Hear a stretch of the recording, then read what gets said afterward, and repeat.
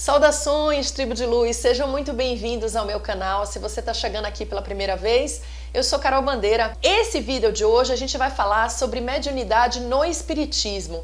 Na sequência no canal nós vamos falar na mediunidade na Umbanda e da mediunidade no Candomblé e em outras religiões de matrizes africanas, para que você possa buscar dentro de você uma resposta de qual é a sua maior afinidade, o que é que de fato tem a ver com você, tá certo? Então hoje a gente vai falar sobre a mediunidade no espiritismo. Vamos lá!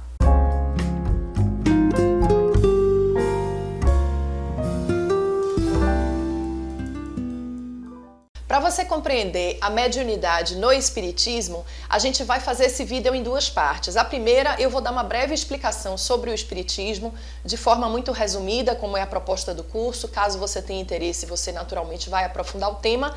E a segunda parte, de que forma o espiritismo utiliza a mediunidade em seus trabalhos, tá certo? Bom, Allan Kardec, ele foi um grande pesquisador da língua francesa, de aritmética, era um professor muito respeitado e ele começou a estudar um pouco de magnetismo junto com seu amigo Fortier. A partir dessas descobertas do magnetismo e uma série de outros estudos que ele foi fazendo, ele foi chamado para fazer uma análise dos fenômenos que eclodiam em todo o mundo, sobretudo na Europa, das famosas mesas girantes. O espiritismo ele surge com a eclosão de uma série de espíritos batedores que faziam movimentar-se mesas, objetos e uma série de barulhos em diversos lugares. A gente conta aqui num vídeo anterior, a gente falou um pouco sobre as irmãs Fox e como é que aconteceu esse movimento. O então Rivail, ele é chamado para analisar aqueles fenômenos, já que ele era um professor tão sério,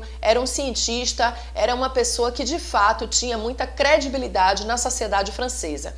E a partir do momento em que ele começa a investigar esses fenômenos, vão chegando uma série de cartas para ele e de correspondências mostrando que em vários lugares do mundo estavam acontecendo aqueles fenômenos e não apenas na França. Ele, instigado com esse movimento, ele começa a estudar o fenômeno, ele realmente fica muito surpreso com a ideia de uma mesa sozinha, levantada do chão, e ele faz todo um estudo para ver se não era fraude, se não existia, sei lá, algum magnetismo ou alguma força que pudesse estar puxando aquela mesa, né, de forma fraudulenta. E a partir dessa investigação, ele descobre que de fato existem espíritos e ele passa então a dialogar com esses espíritos através de algumas médiuns que se dispuseram a que ele pudesse fazer essa entrevista. A partir dessas entrevistas, ele foi compilando uma série de respostas e ele lançou em 1857 esse livro, o Livro dos Espíritos, que é um livro de perguntas e respostas sobre os mais diversos assuntos, desde quem é Deus até quem somos nós, de onde viemos, para onde vamos, todas essas questões da natureza humana e das nossas dúvidas sobre o mundo invisível. Bom, com o lançamento desse livro, o Livro dos Espíritos, dá-se início ao que a gente chama de Era do Espiritismo. Na sequência, então, foram publicadas 5 obras que são consideradas o Pentateuco da doutrina espírita, que eu vou mostrar para vocês. Então, o primeiro livro foi o Livro dos Espíritos, em 1857, na sequência foi lançado o Livro dos Médiuns, que é um livro todos de perguntas e respostas, tanto o Livro dos Espíritos quanto dos Médiuns, perguntando sobre o fenômeno espírita e sobre todas as dúvidas imagináveis e inimagináveis sobre mediunidade, né? Na sequência, ele lançou o Evangelho segundo o Espiritismo, onde ele vai falar sobre as máximas de Jesus, os ensinamentos bíblicos, né, de Jesus segundo a visão espírita. Na sequência, ele publicou a Gênese, que fala sobre a nossa origem na Terra e como o homem surgiu e como se desenvolveu. Depois ele publicou o Céu e o Inferno, aonde ele vai trazer as considerações do Espiritismo acerca desse céu e desse inferno que a Igreja Católica fala, né? Ou a justiça divina segundo o Espiritismo. E por último, já depois que Kardec desencarnou, foi lançado Obras Póstumas, que foi uma obra complementar. E a partir daí se formam uma série de núcleos em todo o mundo, o espiritismo se expande, ele cresce, ele floresce no momento do iluminismo, aonde o mundo buscava muita razão, né? Então era aquela história do homem estar centrado nas respostas em que ele mesmo pudesse encontrar. Então é toda uma era e um contexto cultural aonde favorece a busca de um conhecimento um pouco mais científico que pudesse trazer respostas mais, digamos assim, assertivas e consoladoras para as dúvidas humanas acerca do sagrado. O Espiritismo, então, ele passa a sistematizar o conhecimento, e uma coisa muito bacana que tem no Espiritismo é, de fato, o estudo sistemático das obras e desse conhecimento do mundo dos espíritos, né? Então, hoje, para você adentrar o Espiritismo, você não precisa fazer uma escolha do tipo, eu me batizei na igreja, agora eu sou membro. Não, qualquer pessoa pode frequentar um centro espírita. A grande maioria dos centros, eles possuem as suas atividades de forma independente, mas a grande maioria segue as diretrizes da Federação Espírita Brasileira, que consequentemente existem também núcleos em cada estado. Então você tem a Federação Espírita do estado da Bahia, você tem a Federação Espírita do estado de São Paulo, e assim em vários estados você tem federações espíritas que fizeram o quê? Compilaram esses ensinamentos e distribuíram eles através de estudos sistematizados. Então, se você quiser conhecer mais o Espiritismo, eu sugiro que você procure um centro espírita que seja voltado para o estudo de Kardec, tendo essa filiação a uma federação, porque assim você tem a certeza, se ele é filiado à Federação Espírita Brasileira, que ele segue realmente as normas de Kardec. E você vai estudar o Espiritismo a partir do quê? Do que eles chamam de ESD 1 e ESD 2, que é o estudo sistemático da doutrina espírita, 1 e 2, e depois você tem o estudo de educação mediúnica 1 e 2. E a partir daí você vai escolher quais são os seus caminhos, né? Se você realmente tiver uma mediunidade muito aflorada e quiser desenvolver a sua mediunidade no Espiritismo, eles vão te conduzir após esses estudos para as sessões mediúnicas. Agora é a segunda parte do vídeo, onde eu vou contar para vocês como é que acontecem as sessões mediúnicas dentro do centro espírita. Eu frequentei alguns centros, né, durante muitos anos, inclusive tem uma outra série aqui no canal que chama-se Em Busca do Sagrado, onde eu conto as minhas experiências, né? Isso foi um pedido dos meus alunos desse curso presencial. Então, nessa série Em Busca do Sagrado, eu tô contando como foi a minha trajetória nas religiões, e lá vai ter também o capítulo Espiritismo, onde eu conto por que eu entrei e por que eu saí do Espiritismo.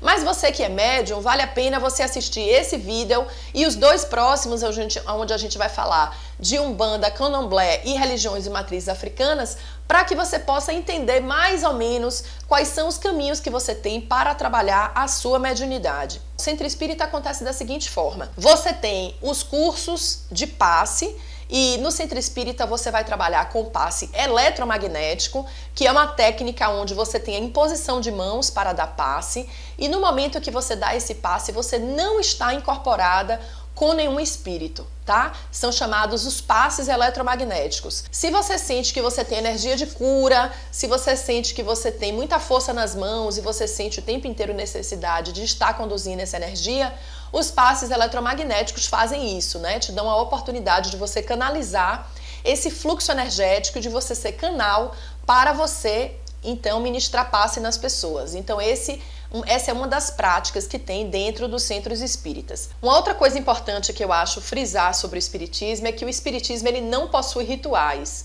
Então tudo é feito com muita tranquilidade, através do diálogo, das orações. Na casa espírita não se acende vela, não tem imagens. No máximo você pode encontrar uma foto de Jesus na parede, ou de Dr. Bezerra de Menezes, ou de André Luiz, desses espíritos bondosos que são mentores dentro do espiritismo, né? Joana de Ângeles e tantos outros. São sessões muito tranquilas que você chega com qualquer roupa, você não é obrigado a usar branco, você chega, você senta, você foca o seu pensamento, fecha os olhos, faz uma oração e faz o seu trabalho espiritual, tá? Diferente da Umbanda, do Candomblé e de outras religiões de matriz africanas, onde a gente tem muitos rituais, e a gente vai estar falando no próximo vídeo, tá certo? Uma outra coisa que tem nos centros espíritas são as sessões de desobsessão. Elas acontecem geralmente de forma fechada, então assim, o visitante, você pode ir a um centro espírita, ouvir palestra,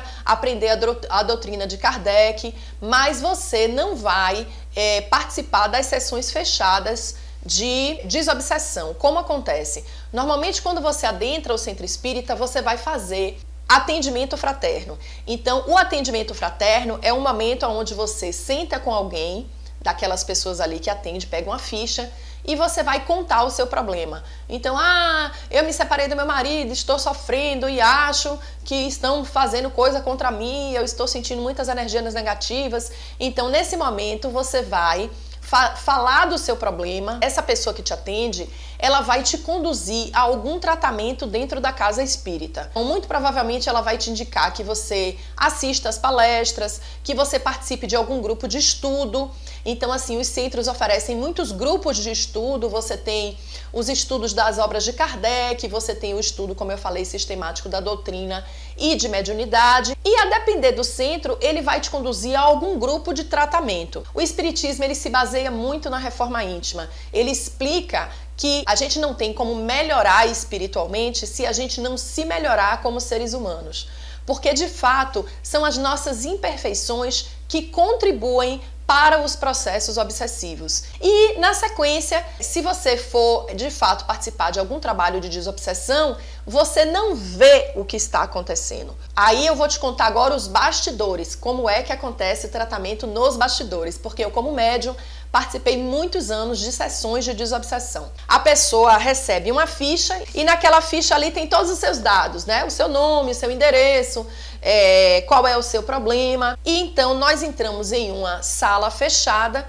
Nessa sala você tem o dirigente da sessão de desobsessão, você tem as pessoas que são os doutrinadores, que são espécies de, digamos assim, orientadores ou psicólogos que vão conversar com os espíritos. Nem todo doutrinador é psicólogo, tá? Mas ele ocupa esse espaço no sentido de ser um conselheiro, aquela pessoa que vai conversar, dialogar com os espíritos sofredores. E você tem os médiuns que vão incorporar os espíritos sofredores. Então o coordenador pega a ficha, lê o nome completo daquela pessoa que está fazendo a sessão, o tratamento de desobsessão, e naquele momento os médiuns que estão ali, eles vão eventualmente incorporar o espírito obsessor dessa pessoa, né, que está obsediando essa pessoa. E no momento em que ele recebe esse espírito, aí vem um doutrinador e conversa com ele e orienta esse espírito que ele não deve, né, digamos assim, se for um espírito que tem muita raiva e que está buscando vingança, então ele vai ser orientado para deixar de fazer vingança com aquela pessoa. E existe uma outra sessão de desobsessão que não é necessariamente com essas fichas de tratamento, que eu também participei muitos anos, que é assim, a gente começa o momento fazendo sempre uma oração, muita harmonia, uma musiquinha muito baixa, muito harmoniosa, geralmente uma penumbra de luz ou uma luz azul, e ali você vai chamar os espíritos sofredores daquela noite. E os médiuns, no caso eu, né, outras pessoas que estavam ali, que eram médiuns de incorporação, incorporavam aquele espírito sofredor. Então podem ser espíritos que morreram de forma trágica, que desencarnaram recentemente, que não têm consciência que morreram, e ali vai ser feito o trabalho de orientação para esses espíritos. A terceira parte mediúnica que você trabalha nos centros espíritas, onde você recebe a instrução e as mensagens dos espíritos, que eles vão chamar de mentores espirituais, né? Mentores espirituais é uma linguagem do espiritismo. Dentro da Umbanda a gente chama de guias espirituais, mas teoricamente eles têm a mesma função. É sempre um espírito elevado, né? Um espírito de altíssima vibração, que acompanha o médium e que vai dar ao médium instruções e orientações sobre a vida, sobre os caminhos que ele deve seguir, e muitas vezes são também orientadores da humanidade, trazendo mensagens consoladoras e orientando, né, as pessoas. Basicamente, essa é a forma de você trabalhar como médium no espiritismo. Vale o convite, se você nunca foi num centro espírita, de você conhecer. Uma coisa que a gente sempre fala aqui no canal é da pluralidade.